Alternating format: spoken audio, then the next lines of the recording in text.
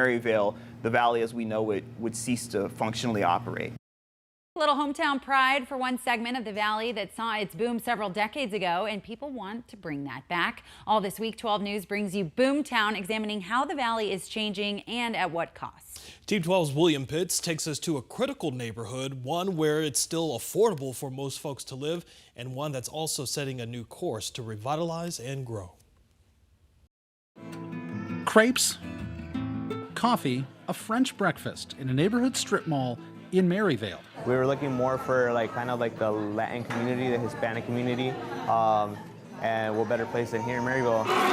Daniel Barajas is a former LA cop, and cops know coffee. I went on my own, went on my journey, and came back around, and I just love the circle about it. So he moved back to his hometown of Maryvale to set up shop with El Capozito. I grew up down the street from here, so it was perfect. I was went to school, had a straight up middle school for a little bit, lived here for a little bit, and it was just I went on my own, went on my journey, and came back around, and I just love the circle about it, and now I'm able to create something for the community here. When Phoenix was growing in the 1950s and 60s, where do you think people wanted to live? Scottsdale? Paradise Valley?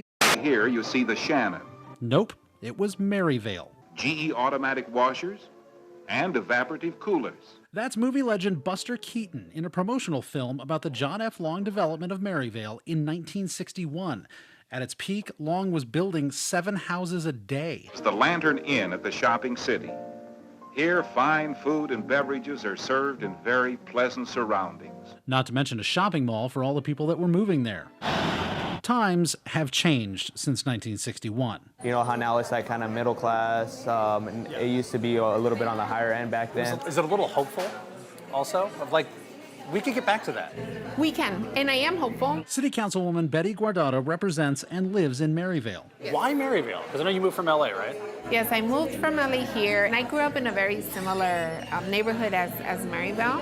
And probably being a little homesick, it felt like I just need to be what's going to be home away from home. In the 1980s, Maryvale started declining. There are a lot of reasons. Dr. Anthony Pratcher at ASU has researched Maryvale, and he grew up there. During the 70s and 80s, what you wind up having are a confluence of policy decisions that exacerbate ongoing social conflict. Pratcher says Maryvale was almost entirely white in 1960, thanks to racial housing policies that were legal then. In 2010, it was 76% Hispanic. Once the savings and loan crisis does hit, a lot of foreclosures occur there, and then you just have a continued disinvestment. It winds up having a really negative reputation as a neighborhood. An ASU study showed urban blight crept in, juvenile delinquency and gangs went up, and crime went up. No one's under any illusions about Maryvale's reputation. It's working class, the houses haven't changed much, there's not much new development, and it still makes the news mostly for crime. Though the ASU study did show crime went down when police started targeted enforcement. But people like Guardado and Barajas don't think it has to be that way. How do you change that reputation? I think it takes work. I think it takes the city being committed to that area. Maryvale unfortunately got a bad rep during the years and whatnot, obviously crime and stuff like that, but it's we can complain about it, but what can we do to kind of help it out and fix it? Maybe that starts one cup at a time. William Pitts, 12 News.